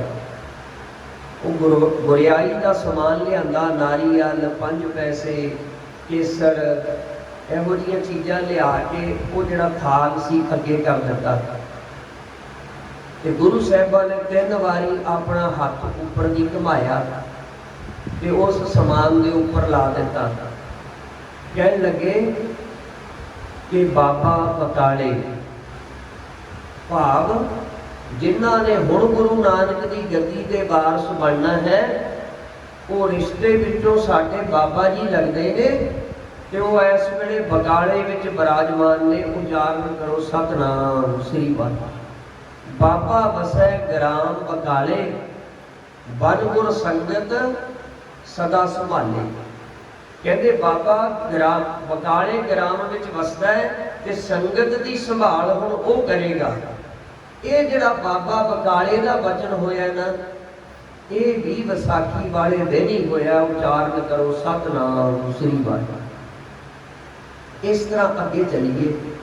ਮੈਂ ਬੇਨਤੀ ਕਰਾਂ, ਗੁਰੂ ਕੇ ਜਿਹੜੇ ਅਨੰਨ ਗੁਰਸਿੱਖ, ਸ਼ਰਧਾਵਾਨ, ਪਿਆਰ ਵਾਲੇ ਕਲਗੀਧਰ ਪਾਤਸ਼ਾਹ ਜੀ ਦੇ ਸਿੱਖ ਭਾਈ ਨੰਦ ਲਾਲ ਜੀ, ਜਿਨ੍ਹਾਂ ਦੀਆਂ ਇਹ ਪੰਕਤੀਆਂ ਨੇ, ਨਾਸਰੋ ਮਨਸੂਰ ਗੁਰੂ ਗੋਬਿੰਦ ਸਿੰਘ, ਏਜ ਦੀ ਮਨਜ਼ੂਰ ਗੁਰੂ ਗੋਬਿੰਦ ਸਿੰਘ, ਹਾਕਰਾ ਗੰਦੂਰ ਗੁਰੂ ਗੋਬਿੰਦ ਸਿੰਘ, ਜੁਮਲਾ ਫੈਜ਼ੇ ਨੂਰ ਗੁਰੂ ਗੋਬਿੰਦ ਸਿੰਘ। ਇਹ ਜਿਹੜੇ ਬਚਨ ਨੇ ਇਹ ਭਾਈ ਨੰਦ ਲਾਲ ਜੀ ਨੇ। ਭਾਈ ਨੰਦ ਲਾਲ ਜੀ ਨੇ ਗੁਰੂ ਚਰਨਾਂ ਦੀ ਟੇਕ ਜਿਹੜੀ ਲਈ ਹੈ, ਉਹ ਵੀ ਵਿਸਾਖੀ ਵਾਲੇ ਦਿਨ ਲਈ ਹੈ। ਇਤਿਹਾਸਕ ਪਾਠ। ਇਸੇ ਤਰ੍ਹਾਂ ਖਾਲਸੇ ਦੀ ਸਾਜਨਾ ਉਹ ਵਿਸਾਖੀ ਵਾਲੇ ਦਿਨ ਕੀਤੀ, ਜਿਹੜਾ ਕਿ ਦਿਨ ਆਪਾਂ ਮਨਾ ਰਹੇ ਹਾਂ। ਖਾਲਸੇ ਦੀ ਸਾਜਨਾ ਵੀ ਵਿਸਾਖੀ ਵਾਲੇ ਦਿਨ ਕੀਤੀ। ਤੇ ਜਿਹੜੀ ਬੀੜ ਸ੍ਰੀ ਗੁਰੂ ਗੋਬਿੰਦ ਸਿੰਘ ਜੀ ਮਹਾਰਾਜ ਨੇ ਸ਼੍ਰੀ ਦਮਦਮਾ ਸਾਹਿਬ ਵਿਖੇ ਲਿਖਾਈ ਹੈ, ਭਾਈ ਮਨੀ ਸਿੰਘ ਜੀ ਪਾਸੋਂ। ਬਾਬਾ ਦੀਪ ਸਿੰਘ ਜੀ ਉਸ ਵੇਲੇ ਕਲਮਾਂ ਤੇ ਸਿਆਹੀ ਤਿਆਰ ਕਰਦੇ ਸਨ ਤੇ ਗੁਰੂ ਸਾਹਿਬਾਂ ਨੇ ਇੱਕ ਓੰਕਾਰ ਤੋਂ ਲੈ ਕੇ 18, 10, 20 ਤੱਕ ਬਾਣੀ ਆਪਣੇ ਮੁਖ ਚੋਂ ਬੋਲ ਕੇ ਉਚਾਰਨ ਕੀਤੀ। ਤੇ ਇਸ ਬੀੜ ਦੀ ਜਿਹੜੀ ਸੰਪੂਰਨਤਾ ਹੈ, ਉਹ ਵੀ ਵਿਸਾਖੀ ਵਾਲੇ ਦਿਨ ਕੀਤੀ ਗਈ ਹੈ। ਇਸ ਬੀੜ ਦੀ ਸੰਪੂਰਨਤਾ ਵਿਸਾਖੀ ਵਾਲੇ ਦਿਨ ਹੋਈ ਹੈ। ਤੇ ਉਦੋਂ ਹੁਕਮਨਾਮਾ ਆਇਆ ਸੀ, ਟੋਡੀ ਮਹੱਲਾ 5ਵਾਂ, ਸਤਿਗੁਰ ਆਇਓ ਸਰਨ ਤੁਮਾਰੀ, ਮਿਲੈ ਸੂਖ ਨਾਮ ਹਰ ਸੋਭਾ, ਚਿੰਤਾ ਲਾਹੇ ਹਮਾਰੀ। ਅਬਰ ਨ ਸੂਝੈ ਦੂਜੀ ਠਾਹਰ, ਹਾਰ ਪਰਿਓ ਤੋ ਦੁਆਰੀ, ਲੇਖਾ ਛੋੜ ਅਲੇਖਾ ਛੂਟੈ, ਹਮ ਨਿਰਗੁਣ ਲੇਹੋ ਉਬਾਰੀ। ਸਦ ਬਖਸ਼ਿੰਦ ਸਦਾ ਮਿਹਰਬਾਨਾ, ਸਭਨਾ ਦੇ ਆਧਾਰੀ, ਨਾਨਕ ਦਾਸ ਸੰਤ ਪਾਛੈ ਪਰਿਓ, ਰਾਖ ਲਿਹੋ ਇਹ ਬਾਰੀ। ਇਹ ਹੁਕਮਨਾਮਾ ਆਇਆ ਸੀ। ਇਸ ਬੀੜ ਦੀ ਸੰਪੂਰਨਤਾ ਵੀ ਗੁਰੂ ਸਾਹਿਬਾਂ ਨੇ ਵਿਸਾਖੀ ਵਾਲੇ ਦਿਨ ਕੀਤੀ। ਹੁਣ ਇਸ ਤੋਂ ਅੱਗੇ ਚਲੀਏ। ਸਨ 1721 ਦੀ ਵਿਸਾਖੀ ਆਈ। ਇਤਿਹਾਸਕ ਪੱਖ ਮੈਂ ਆਪ ਜੀ ਨਾਲ ਸਾਂਝਾ ਕਰ ਰਿਹਾ। ਸਨ 1721 ਦੀ ਵਿਸਾਖੀ। 1721 ਦੀ ਵਿਸਾਖੀ ਵੇਲੇ ਜਿਹੜਾ ਖਾਲਸਾ ਸੀ ਨਾ, 2 ਜਥਿਆਂ ਵਿੱਚ 2 ਹਿੱਸਿਆਂ 'ਚ ਵੰਡਿਆ ਗਿਆ। ਇੱਕ ਪਾਸੇ ਬੰਦਈ ਖਾਲਸਾ, ਇੱਕ ਪਾਸੇ ਤੱਤ ਖਾਲਸਾ। ਜਿਹੜੇ ਬੰਦਈ ਖਾਲਸਾ ਵਾਲੇ ਸਨ, ਉਹ ਪੜ੍ਹਦੇ ਸਨ ਫਤਿਹ ਦਰਸ਼ਨ, ਤੇ ਜਿਹੜੇ ਤੱਤ ਖਾਲਸਾ ਵਾਲੇ ਉਹ ਕਹਿੰਦੇ ਸਨ ਵਾਹਿਗੁਰੂ ਜੀ ਕੀ ਫਤਿਹ। ਹੁਣ ਆਪਸ ਵਿੱਚ ਵਿਵਾਦ ਹੋ ਗਿਆ ਨਾ। ਉਹ ਕਹਿਣ ਅਸੀਂ ਸੱਚੇ ਹਾਂ, ਉਹ ਕਹਿਣ ਅਸੀਂ ਸੱਚੇ ਹਾਂ। ਤੇ ਫਿਰ ਇਹ ਜਿਹੜਾ ਮਸਲਾ ਸੀ ਨਾ, ਇਹ ਸ਼੍ਰੀ ਦਰਬਾਰ ਸਾਹਿਬ ਅੰਮ੍ਰਿਤਸਰ ਭਾਈ ਮਨੀ ਸਿੰਘ ਜੀ ਦੇ ਪਾਸ ਆਇਆ। ਇਹ ਜਿਹੜੇ ਦੋਵੇਂ ਹੀ ਸਨ ਨਾ, ਬੰਦਈ ਤੇ ਤੱਤ ਖਾਲਸਾ ਵਾਲੇ, ਉੱਥੇ ਪਹੁੰਚ ਗਏ। ਭਾਈ ਮਨੀ ਸਿੰਘ ਜੀ ਨੇ ਕਿਹਾ, ਗੁਰੂ ਸਾਹਿਬ ਜੀ ਦੇ ਚਰਨਾਂ 'ਚ ਨਾ ਅਰਦਾਸ ਬੇਨਤੀ ਕਰਕੇ ਕਹਿਣ ਲੱਗੇ, ਆਪਾਂ ਫੈਸਲਾ ਗੁਰੂ ਸਾਹਿਬ ਆਪੇ ਹੀ ਕਰ ਦੇਣਗੇ। ਕਹਿਣ ਲੱਗੇ ਕਿ ਕਿਵੇਂ? ਕਹਿਣ ਲੱਗੇ, ਆਪਾਂ 2 ਪਰਚੀਆਂ ਤੇ ਲਿਖ ਕੇ ਪਾ ਦਿੰਦੇ ਹਾਂ। ਇੱਕ ਤੇ ਲਿਖ ਦਿੱਤਾ ਫਤਿਹ ਦਰਸ਼ਨ, ਇੱਕ ਤੇ ਲਿਖ ਦਿੱਤਾ ਵਾਹਿਗੁਰੂ ਜੀ ਕਾ ਖਾਲਸਾ ਵਾਹਿਗੁਰੂ ਜੀ ਕੀ ਫਤਿਹ। ਇਹ ਜਿਹੜੀਆਂ ਦੋਨੋਂ ਪਰਚੀਆਂ ਸਨ, ਇਹ ਹਰ ਕੀ ਪੌੜੀ ਵਾਲੀ ਜਗ੍ਹਾ ਤੋਂ ਸਰੋਵਰ ਵਿੱਚ ਪਾ ਦਿੱਤੀਆਂ ਤੇ ਦੋਨੋਂ ਪਰਚੀਆਂ ਡੁੱਬ ਗਈਆਂ। ਹੁਣ ਭਾਈ ਮਨੀ ਸਿੰਘ ਜੀ ਨੇ ਆ ਕੇ ਨਾ ਹਰਿਮੰਦਰ ਸਾਹਿਬ ਅਰਦਾਸ ਕੀਤੀ। ਕਹਿਣ ਲੱਗੇ, ਕਲਗੀਧਰ ਪਾਤਸ਼ਾਹ, ਤੁਹਾਡੇ ਸਿੱਖ ਨੇ ਨਾ ਪੰਥ ਨੂੰ ਵਚਨ ਦਿੱਤਾ ਹੈ ਤੇ ਕਿਰਪਾ ਕਰਕੇ ਹੁਣ ਇਸ ਵਚਨ ਦੀ ਆਪ ਹੀ ਲਾਜ ਰੱਖੋ। ਸੱਚੇ ਪਾਤਸ਼ਾਹ, ਸਾਨੂੰ ਫੈਸਲਾ ਬਖਸ਼ਿਸ਼ ਕਰੋ। ਤੇ ਜਦੋਂ ਅਰਦਾਸ ਕਰਕੇ ਤੇ ਫਿਰ ਭਾਈ ਮਨੀ ਸਿੰਘ ਜੀ ਵਾਪਸ ਆਏ ਨਾ, ਉਦੋਂ ਇੱਕ ਪਰਚੀ ਤੈਰ ਕੇ ਉੱਪਰ ਆ ਗਈ। ਜਦੋਂ ਉਹ ਪਰਚੀ ਨੂੰ ਚੁੱਕ ਕੇ ਪੜਿਆ ਤੇ ਉਹਦੇ ਤੇ ਲਿਖਿਆ ਸੀ ਵਾਹਿਗੁਰੂ ਜੀ ਕਾ ਖਾਲਸਾ ਵਾਹਿਗੁਰੂ ਜੀ ਕੀ ਫਤਿਹ। ਭਾਵ ਜਿਹੜਾ ਤੱਤ ਖਾਲਸਾ ਸੀ ਉਹਨੂੰ ਪ੍ਰਵਾਨਗੀ ਮਿਲ ਗਈ। तो साथ संगत इस सन 1721 की बैसाखी वाला दिन, इस तरह आगे चलिए सन 1748 की बैसाखी, उस दिन भी एक खास फैसला होया, क्योंकि जो खालसा सी ना वो छोटे छोटे 83 जथियां विच वंडिया होया सी। 83 जथियां विच वंडिया गया सी, जिन्हों कहते सन हने हने सरदारी। हरेक ही समझदा सी मैं सरदार हाँ। उदों फिर नवाब कपूर सिंह जी ने अकाल तख्त साहब विखे सरबत खालसा बुलाया। सरबत खालसा बुला के सारे पंथ नाल विचार की कि आपां इस तरह छोटे छोटे जथियां विच वंडे हुए चंगे नहीं लगते, आपां एक जथा बनाइए, सारे इकट्ठे होवो। ते नाल ही रह कीती भी जदों पंजाब ते कोई हमला होएगा ना, उदों असीं सारे समझांगे कि यह हमला साडे घर ते होया है, उदों इकट्ठे मिल के मुकाबला करांगे। नवाब कपूर सिंह जी ने उदों दल खालसा बनाया, सारे दलों को इकट्ठे करके 83 दलों को एक दल खालसा बनाया। ते ओदे मुखी बनाए गए सुल्तानुल कौम सरदार जस्सा सिंह जी आलूवालिया। उन्होंने सारे दल खालसे का पंथ का मुखी थापिया गया। ये भी जिहड़ा दिन सी विसाखी वाला दिन सी। साध संगत मैं बेनती करा, सरदार जस्सा सिंह जी आलूवालिया ये अपनी माता के नाल माता सुंदरी जी के पास रहे सन दिल्ली। कि माता सुंदरी जी ने सरदार जस्सा सिंह आलूवालिया जो छोटा बच्चा सी ना, उन्हों आप इन्हों कीर्तन की सिखलाई दी सी। कीर्तन की सिखलाई माता सुंदरी जी ने दवाई। जस्सा सिंह आलूवालिया की माता भी कीर्तन करती सी। ते इहदा कीर्तन सुन के ही नवाब कपूर सिंह की नज़र ये टिक गई सी भी ये जिहड़ा बच्चा है ये आने वाले समय में पंथ की अगवाई करेगा। मुआफ करना उन्हां समयां विच जदों किसी को मुखी बनाया जाता सी, जदों किसी को कोई प्रधान या जथेदार बनाया जाता सी, उदों की देखा जाता सी, उहदी सेवा वेखी जाती सी, उहदा करनी जीवन वेखिया जाता सी। ये बाणी किन्नी पढ़ता है, ये सेवा किन्नी करता है, इसका जीवन किहो जिहा है, इन्हां चीज़ां नूं वेख के ही किसी को मुखी बनाया जाता सी। गुरु कृपा करे अज भी उस तरह का समा आ जाए। साध संगत सरदार जस्सा सिंह आलूवालिया ने हरमंदर साहिब विखे 19 रागां का गुलदस्ता गाया सी। ਰਾਗੀ ਸਿੰਘਾਂ ਨੂੰ ਪਤਾ ਗੁਲਦਸਤਾ ਕੀ ਹੁੰਦਾ ਹੈ, ਜਿਹਦੇ ਵਿੱਚ ਬਹੁਤ ਸਾਰੇ ਰਾਗ ਇਕੱਠੇ ਹੋਣ। 19 ਰਾਗਾਂ ਦਾ ਗੁਲਦਸਤਾ ਜੱਸਾ ਸਿੰਘ ਆਹਲੂਵਾਲੀਆ ਨੇ ਹਰਿਮੰਦਰ ਸਾਹਿਬ ਵਿਖੇ ਗਾਇਆ ਸੀ। ਭਾਵ ਐਡੇ ਹੋਣਹਾਰ ਸਨ ਤੇ ਦੂਜੇ ਪਾਸੇ ਸੂਰਬੀਰ ਬਹਾਦਰ ਕਿਹੜੇ ਸਨ। ਇਹ ਵੀ 1748 ਦੀ ਵਿਸਾਖੀ ਵਾਲੇ ਦਿਨ ਹੀ ਸਰਦਾਰ ਜੱਸਾ ਸਿੰਘ ਆਹਲੂਵਾਲੀਆ ਨੂੰ ਪੰਥ ਦਾ ਮੁਖੀ ਥਾਪਿਆ ਗਿਆ। ਇਸੇ ਤਰ੍ਹਾਂ ਸਨ 1763 ਦੀ ਵਿਸਾਖੀ ਆਈ। ਉਸ ਵੇਲੇ ਅਕਾਲ ਤਖਤ ਸਾਹਿਬ ਦੇ ਕੁਝ ਸਰਦਾਰ ਇਕੱਠੇ ਸਨ। ਸਰਦਾਰ ਹਰੀ ਸਿੰਘ ਜੀ ਭੰਗੀ ਤੇ ਇੱਕ ਦੋ ਸਰਦਾਰ ਹੋਰ ਕੋਈ ਇਕੱਠੇ ਸਨ ਤੇ ਇੱਥੇ ਆ ਕੇ ਇੱਕ ਗਰੀਬ ਬ੍ਰਾਹਮਣ ਉੱਚੀ ਉੱਚੀ ਧਾਹਾਂ ਮਾਰ ਕੇ ਰੋ ਪਿਆ। ਪੁੱਛਿਆ ਵੀ ਕਾਰਨ ਕੀ ਹੈ?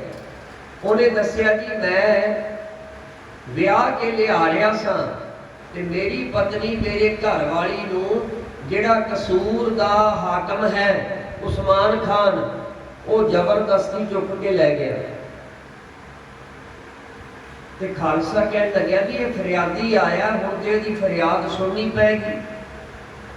ਤੇ ਆਪਸ ਵਿੱਚ ਸਰਦਾਰ ਕਹਿਣ ਲੱਗੇ ਕਿ ਜਿਹੜਾ ਕਸੂਰ ਹੈ ਨਾ, ਕਸੂਰ ਦੀ ਕਿਲ੍ਹੇਬੰਦੀ ਬੜੀ ਤਕੜੀ ਹੈ, ਉੱਥੇ 11 ਕਿਲ੍ਹੇ ਹਨ, ਇਸ ਲਈ ਕਸੂਰ ਦੇ ਹਾਕਮ ਦਾ ਮੁਕਾਬਲਾ ਕਰਨਾ ਸੌਖਾ ਨਹੀਂ ਹੈ। ਤੇ ਜਿਹੜਾ ਸਰਦਾਰ ਹਰੀ ਸਿੰਘ ਭੰਗੀ ਸੀ ਨਾ, ਉਹਨੇ ਖੜੇ ਹੋ ਕੇ ਕਮਰ ਕਸਾ ਕੱਸ ਲਿਆ। ਉਹ ਕਹਿਣ ਲੱਗਿਆ ਮੈਂ ਤੇ ਚੱਲਿਆ ਹਾਂ, ਕਿਉਂਕਿ ਗੁਰੂ ਗੋਬਿੰਦ ਸਿੰਘ ਜੀ ਮਹਾਰਾਜ ਨੇ ਖਾਲਸੇ ਨੂੰ ਤਲਵਾਰ ਦਿੱਤੀ ਹੈ, ਸ਼ਸਤਰ ਦਿੱਤਾ ਹੈ, ਮਜ਼ਲੂਮ ਦੀ ਰੱਖਿਆ ਤੇ ਜਰਵਾਣੇ ਦੀ ਭਖਿਆ। ਕਹਿੰਦੇ ਅੱਜ ਸਾਡੇ ਕੋਲੇ ਮਜ਼ਲੂਮ ਆਇਆ ਹੈ, ਉਹਨਾਂ ਦੀ ਮਦਦ ਕਰਨਾ ਸਾਡਾ ਫਰਜ਼ ਬਣਦਾ ਹੈ। ਫਿਰ ਬਾਕੀ ਸਰਦਾਰ ਵੀ ਉੱਠ ਖੜੇ ਹੋਏ, ਕਹਿਣ ਲੱਗੇ ਚਲੋ ਆਪਾਂ ਹਰਿਮੰਦਰ ਸਾਹਿਬ ਜਾ ਕੇ ਅਰਦਾਸ ਕਰੀਏ ਤੇ ਹੁਕਮਨਾਮਾ ਲਈਏ। ਜੇ ਹੁਕਮਨਾਮਾ ਪ੍ਰਸੰਨਤਾ ਦਾ ਆ ਗਿਆ ਨਾ, ਫਿਰ ਆਪਾਂ ਕਸੂਰ ਦਾ ਜਿਹੜਾ ਹਾਕਮ ਹੈ ਉਹਦੇ ਤੇ ਹਮਲਾ ਕਰ ਦਿਆਂਗੇ। ਸਾਧ ਸੰਗਤ ਹਰਿਮੰਦਰ ਸਾਹਿਬ ਗਏ, ਅਰਦਾਸ ਕੀਤੀ ਤੇ ਉੱਥੇ ਵਾਕ ਨੇ ਇਤਿਹਾਸ ਵਿੱਚ ਗੁਰੂ ਗ੍ਰੰਥ ਸਾਹਿਬ ਜੀ ਦੇ ਸਨਮੁਖ ਹੱਥ ਜੋੜ ਕੇ ਆਖਿਆ, ਤੂੰ ਗੁਰੂ ਗ੍ਰੰਥ ਸੱਚੀ ਹੈ ਦੇ, ਸਿੱਖ ਸੰਗਤ ਕੋ ਸੱਚ ਵਾਕ ਦੇ। ਵਾਕ ਕਹਿੰਦੇ ਸਨ ਪਹਿਲਾਂ ਹੁਕਮਨਾਮੇ ਨੂੰ, ਸਿੱਖ ਸੰਗਤ ਕੋ ਸੱਚ ਵਾਕ ਦੇ, ਚੱਕ ਪੱਥਰੇ ਤਬ ਗ੍ਰੰਥ ਕੋ ਦੇਖਾ। ਪੱਤਰੇ ਚੱਕ ਕੇ ਜਦੋਂ ਹੁਕਮਨਾਮਾ ਵਿਚਾਰਿਆ, ਚੱਕ ਪੱਤਰੇ ਤਬ ਗ੍ਰੰਥ ਕੋ ਦੇਖਾ, ਬਸੰਤ ਵਾਰ ਕੋ ਆਇਓ ਲੇਖਾ। ਉਦੋਂ ਹੁਕਮਨਾਮਾ ਆਇਆ, ਬਸੰਤ ਕੀ ਵਾਰ ਮਹੱਲ ਪੰਜਵਾਂ, ਪੰਜੇ ਬੱਦੇ ਮਹਾਬਲੀ ਕਰ ਸੱਚਾ ਢੋਆ, ਆਪਣੇ ਚਰਨ ਜਪਾਇਨ ਵਿੱਚ ਦਇਓ ਖੜੋਆ, ਰੋਗ ਸੋਗ ਸਭ ਮਿਟ ਗਏ ਨਿਤ ਨਵਾਂ ਨਿਰੋਆ, ਦਿਨ ਰਹਿਣ ਨਾਮ ਧਿਆਈ ਦਾ ਫਿਰ ਪਾਏ ਨਾ ਮੋਆ, ਜਿਸ ਤੇ ਉਪਜਿਆ ਨਾਨਕਾ ਸੋਈ ਫਿਰ ਹੋਆ। ਜਦੋਂ ਇਹ ਹੁਕਮਨਾਮਾ ਆਇਆ ਉਸ ਵੇਲੇ ਫਿਰ ਸਾਰਿਆਂ ਨੇ ਇਤਿਹਾਸ ਵਿੱਚ ਲਿਖਿਆ ਹੈ, ਸਾਰੇ ਇਕੱਠੇ ਹੋ ਕੇ ਕਹਿਣ ਲੱਗੇ ਦਈ ਗੁਰੂ ਗ੍ਰੰਥ ਆਵਾਜ਼, ਸੋਈ ਕਰੈ ਕੋ ਹਮਰੇ ਕਾਜ। ਕਹਿੰਦੇ ਹੁਣ ਗੁਰੂ ਗ੍ਰੰਥ ਸਾਹਿਬ ਨੇ ਸਾਨੂੰ ਆਵਾਜ਼ ਦੇ ਦਿੱਤੀ ਹੈ, ਹੁਕਮਨਾਮਾ ਦੇ ਦਿੱਤਾ ਵੀ ਪੰਜੇ ਮਹਾਬਲੀ ਜਿਹੜੇ ਨੇ ਉਹਨਾਂ ਨੂੰ ਵੀ ਗੁਰੂ ਦੀ ਸ਼ਰਨ ਲੈਣ ਵਾਲਾ ਬਣ ਸਕਦਾ ਹੈ। ਤੇ ਜਿਹੜਾ ਕਸੂਰ ਦਾ ਹਾਕਮ ਹੈ ਹੁਣ ਉਹ ਸਾਡੇ ਸਾਹਮਣੇ ਕੀ ਹੈ, ਕਹਿੰਦੇ ਹੁਣ ਗੁਰੂ ਸਾਹਿਬ ਹੀ ਸਾਡਾ ਕਾਰਜ ਕਰਨਗੇ। ਤੇ ਸਿੰਘ ਗਏ, ਦੁਪਹਿਰੇ ਸੁੱਤੇ ਪਏ ਨੂੰ ਜਾ ਕੇ ਨੱਪ ਲਿਆ ਤੇ ਉਸ ਬ੍ਰਾਹਮਣ ਦੀ ਜਿਹੜੀ ਘਰ ਵਾਲੀ ਸੀ ਉਹਨੂੰ ਛੁਡਾ ਕੇ ਲੈ ਕੇ ਆਏ ਤੇ ਉਹਨੂੰ ਵਾਪਸ ਸੌਂਪਿਆ। ਇਹ 1763 ਦੀ ਵਿਸਾਖੀ ਵਾਲਾ ਦਿਨ ਸੀ। ਉਚਾਰਨ ਕਰੋ ਸਤਨਾਮ ਸ੍ਰੀ ਵਾਹਿਗੁਰੂ। तो साध संगत मैं बेनती करा जिहड़ा खालसा साजिया है उहदे संबंध विच मैं अखीर ते बेनती करके समाप्ति करदा हाँ कि 30 मार्च 1699 की बैसाखी का दिहाड़ा सी। उत्थे शहीद सिख मिशनरी कॉलेज के प्रिंसीपल प्रोफैसर हरभजन सिंह जी वो लिखते हैं 11 महीने 11 दिन ते 11 घड़ियां गुरु साहब जी एकांत विच रहे कलगीधर पातशाह जी। इस इन्नी लंबी एकांत तो बाद गुरु साहिबां ने केसगढ़ की पहाड़ी के सामने बहुत वड्डा एक तंबू लाया ते इकट्ठ साडा इतिहास दसदा है कोई 80,000 का इकट्ठ सी। केसगढ़ वैसे किला नहीं सी, केसगढ़ किला नहीं सी, केसगढ़ पहाड़ी सी। किला सी आनंदगढ़, होलगढ़, नरमोहगढ़, ये सारे किले सन। इस तरह गुरु साहब जी ने 1699 की 30 मार्च 1699 बाद जाके 13 दिन वधे ने जदों अंग्रेज़ों ने अपने कैलेंडर के जोड़े दिन सन 13 दिन अगे कर दिते सन। इसलिए हुण विसाखी जिहड़ी 13 अप्रैल को आउंदी है। कलगीधर पातशाह जी ने उस दिन गुरु साहिबां दे चेहरे का जिहड़ा जलाल सी, लाली डड़का मारदी सी, पूरे वीर रस में सन। ते गुरु साहिबां ने तलवार खिंची नंगी श्री आसा जी की वार के दीवान तो बाद तलवार खिंच के ते गुरु साहिबां ने खड़ी करके ऊंची आवाज में आख्या, है कोई सिख का बेटा जो शीश करे भेटा? कोई सिख का बेटा है? सानू एक शीश की लोड़ है। गुरु साहिबां ने एक बार वचन किया, दूजी बार फिर वचन किया।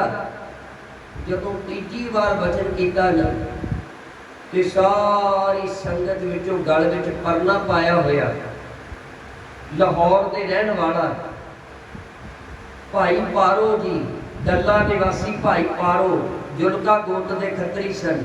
उन्हां दी अंश वंश विचों सुद्धे दे ग्रह लिखे माता दयाली जी की कुख तो जिन्हां दा जन्म होया सी, नाम सी दया राम।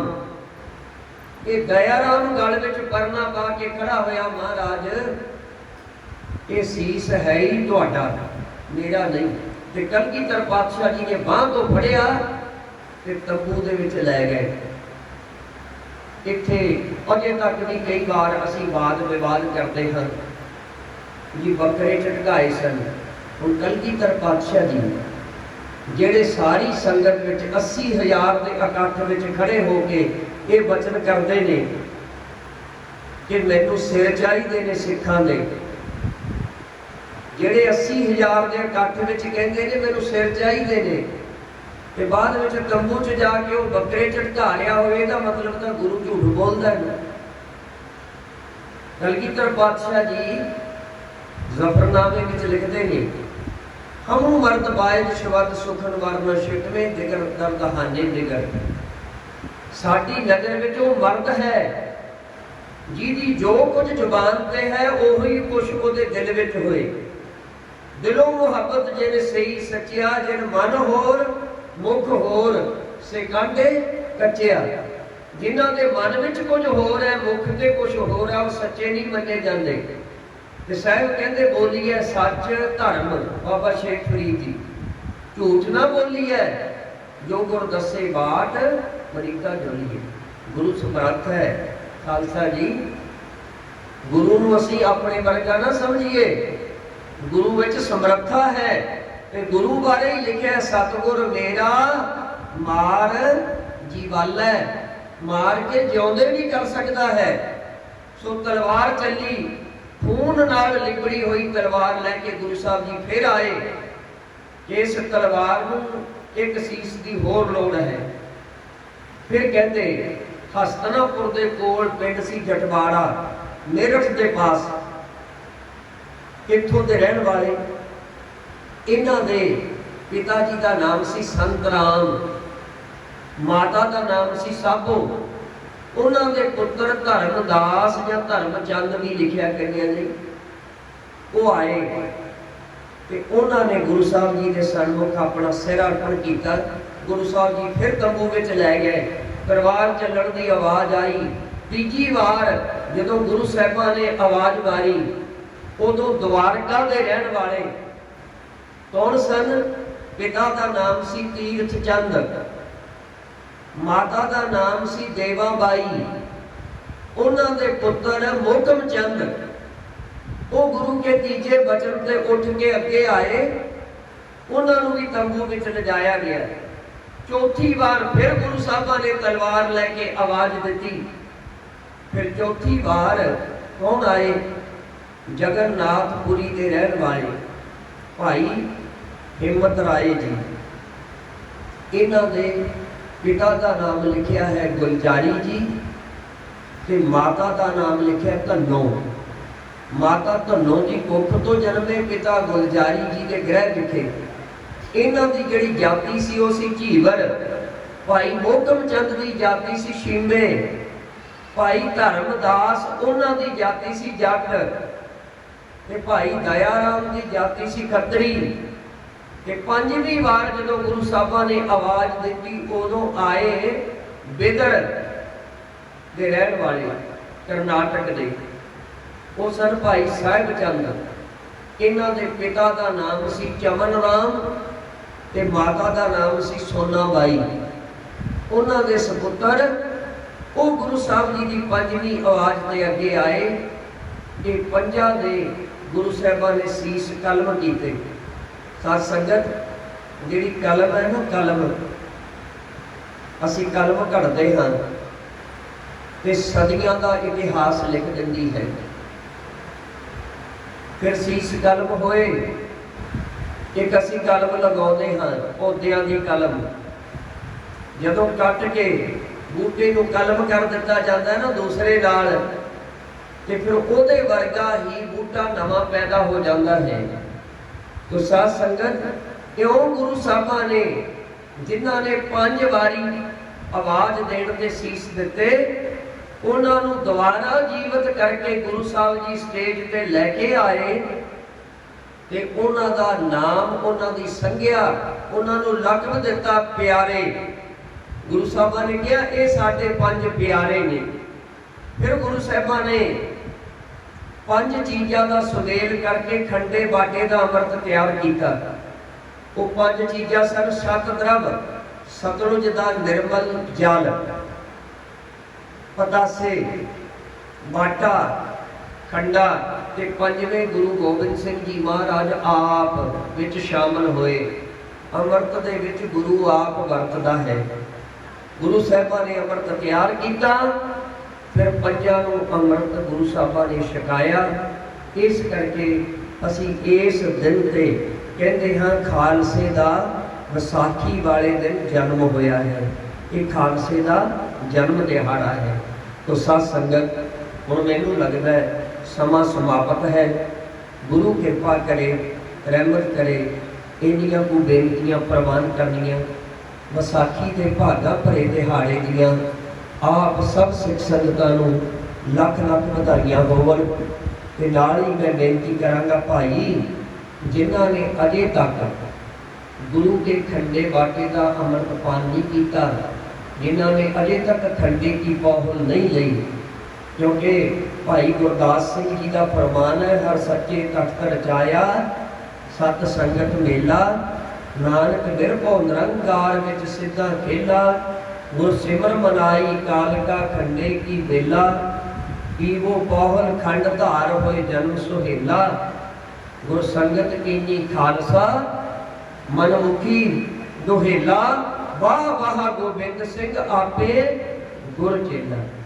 गुरु गोबिंद सिंह जी महाराज जिन्हों ने इस दिन से सानू खंडे की पौहल बख्शिश की, खंडे की पौहल लैके असी तैयार पर तैयार सिंह सजीए, गुरु वाले बनिए, गुरु की दसी हुई रह मर्यादा के धारनी होइए।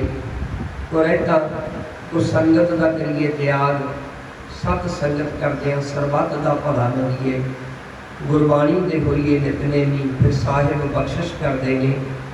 ये लोग सुखिए पर लोग सुहेले, नानक हर प्रभ आपे मेले। भुल चुक की क्षमा करनी जी। बुलाओ फतेह। वाहिगुरू जी का खालसा, वाहिगुरू जी की फतेह। मैं नाल ही बेनती करा, सब तो पहला श्री गुरु ग्रंथ साहब जी महाराज का बहुत बहुत धन्यवाद। फिर नाल ही गुरु के वजीर ग्रंथी साहब जी होरां दा धन्यवाद। ते इत्थों की समुची प्रबंधक कमेटी का, इत्थों दी सारिया संगतां दा बहुत बहुत धन्यवाद जी। वाहिगुरु जी का खालसा, वाहिगुरु जी की फतेह। बहुत बहुत धन्यवाद है संत बाबा सतनाम सिंह जी नानक सभा के, जिन्होंने कि गुरुमत विचारा राही संगतां नूं निहाल किया है। गुरुद्वारा श्री गुरसिंह सभा की प्रबंधक कमेटी और संगत आप जी का बहुत बहुत धन्यवाद करती है कि आप जी ने साडी बेनती प्रवान करते हुए अज इस प्रोग्राम में संगतां नूं गुरुमत विचारा राही निहाल किया है। सो मैं हम बेनती करांगा साडे विच भाई साहब